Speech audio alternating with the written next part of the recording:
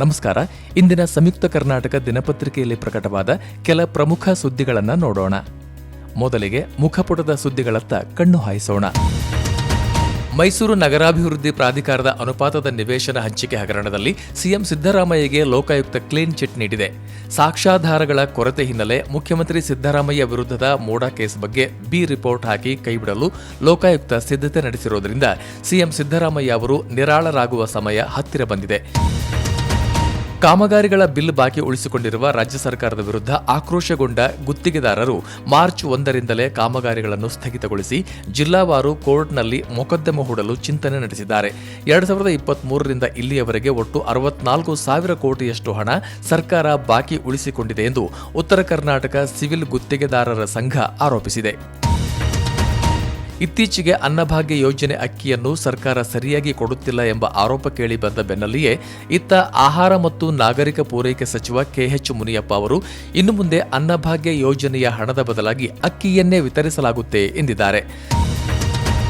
ಇಂದು ಮುಖ್ಯಮಂತ್ರಿ ಸಿದ್ದರಾಮಯ್ಯ ಅವರ ನೇತೃತ್ವದಲ್ಲಿ ರಾಜ್ಯ ಸಚಿವ ಸಂಪುಟ ಸಭೆ ನಡೆಯಲಿದ್ದು, ಜಾತಿ ಗಣತಿ ವರದಿ, ಕಾವೇರಿ ಕುಡಿಯುವ ನೀರಿನ ದರ ಹೆಚ್ಚಳ ಕುರಿತ ಚರ್ಚೆ ಪ್ರಮುಖವಾಗಿ ನಡೆಯಲಿದೆ ಎಂದು ಹೇಳಲಾಗಿದೆ. ರಾಜಧಾನಿ ಬೆಂಗಳೂರಿನಲ್ಲಿ ಇತ್ತೀಚೆಗೆ ಸೈಬರ್ ವಂಚನೆ ಮಿತಿಮೀರಿದ್ದು, ವಂಚನೆಗೊಳಗಾದ ತಕ್ಷಣವೇ ಪೊಲೀಸರಿಗೆ ಮಾಹಿತಿ ನೀಡಿದರೆ ಆರೋಪಿಗಳನ್ನು ಪತ್ತೆ ಹಚ್ಚಲು ಸುಲಭವಾಗುತ್ತೆ ಅಂತ ಬೆಂಗಳೂರು ನಗರ ಪೊಲೀಸ್ ಆಯುಕ್ತ ಬಿ ದಯಾನಂದ್ ಅವರು ಹೇಳಿದ್ದಾರೆ. ಅಂಕಿಅಂಶಗಳ ಪ್ರಕಾರ 2024ರಲ್ಲಿ ದಾಖಲಾದ 17,560 ಪ್ರಕರಣಗಳಲ್ಲಿ 1,998.48 ಕೋಟಿ ರೂಪಾಯಿಯನ್ನು ಜನ ಕಳೆದುಕೊಂಡಿದ್ದಾರೆ. ಮನೆ ಅಂಗಳದಲ್ಲಿ ಆಟವಾಡುತ್ತಿದ್ದ 2 ವರ್ಷದ ಮಗುವಿನ ಮೇಲೆ ಜೆಸಿಬಿ ಹರಿದ ಪರಿಣಾಮ ಗಂಭೀರವಾಗಿ ಗಾಯಗೊಂಡ ಮಗು ಆಸ್ಪತ್ರೆಗೆ ಸಾಗಿಸುವ ಮಾರ್ಗ ಮಧ್ಯದಲ್ಲಿಯೇ ಸಾವನ್ನಪ್ಪಿದ ಘಟನೆ ಕಾಡುಗೋಡಿ ಸಿಟಿ ಲೇಔಟ್ನಲ್ಲಿ ನಡೆದಿದ್ದು, ಮೃತ ಮಗುವನ್ನು ಥನವ್ ರೆಡ್ಡಿ ಎಂದು ಗುರುತಿಸಲಾಗಿದೆ. ಇನ್ನು ನಿರ್ಲಕ್ಷ್ಯ ಚಾಲನೆ ಮಾಡಿ ಮಗುವಿನ ಸಾವಿಗೆ ಕಾರಣನಾದ ಚಾಲಕ ಪರಾರಿಯಾಗಿದ್ದು, ಪೊಲೀಸರು ಆರೋಪಿಗಾಗಿ ಶೋಧ ನಡೆಸಿದ್ದಾರೆ. ನನಗೆ ನಮ್ಮತ್ತೆ ಕಾಟವನ್ನ ಸಹಿಸಿಕೊಳ್ಳಕ್ಕಾಗ್ತಿಲ್ಲ.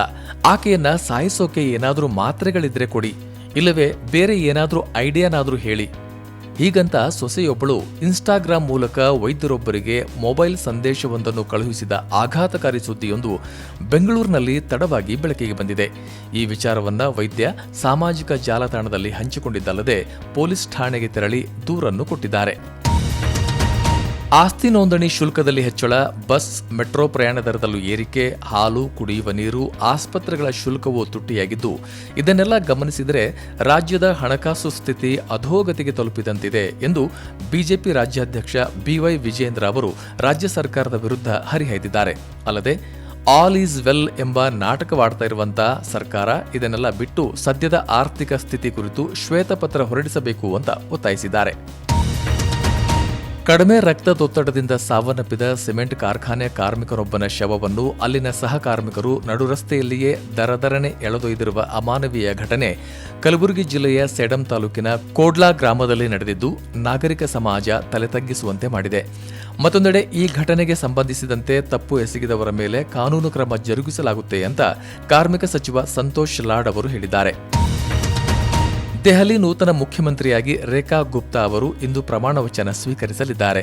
ದೆಹಲಿ ವಿಧಾನಸಭೆ ಚುನಾವಣೆಯ ಫಲಿತಾಂಶ ಹೊರಬಿದ್ದು 12 ದಿನಗಳ ಬಳಿಕ ಆಡಳಿತಾರೂಢ ಬಿಜೆಪಿ ಶಾಸಕಾಂಗ ಸಭೆ ಮೊದಲ ಬಾರಿ ಶಾಸಕರಾಗಿ ಆಯ್ಕೆಯಾದ ರೇಖಾ ಗುಪ್ತಾ ಅವರನ್ನೇ ದೆಹಲಿ ಸಿಎಂ ಅಂತ ಘೋಷಿಸಿದೆ. ಇನ್ನಷ್ಟು ಬರವಣಿಗೆಗಳು, ವಿಶೇಷ ಲೇಖನಗಳು ನಿಮಗಾಗಿ ಕಾಯ್ತಾ ಇರ್ತವೆ, ಓದ್ತಿರಲ್ವಾ?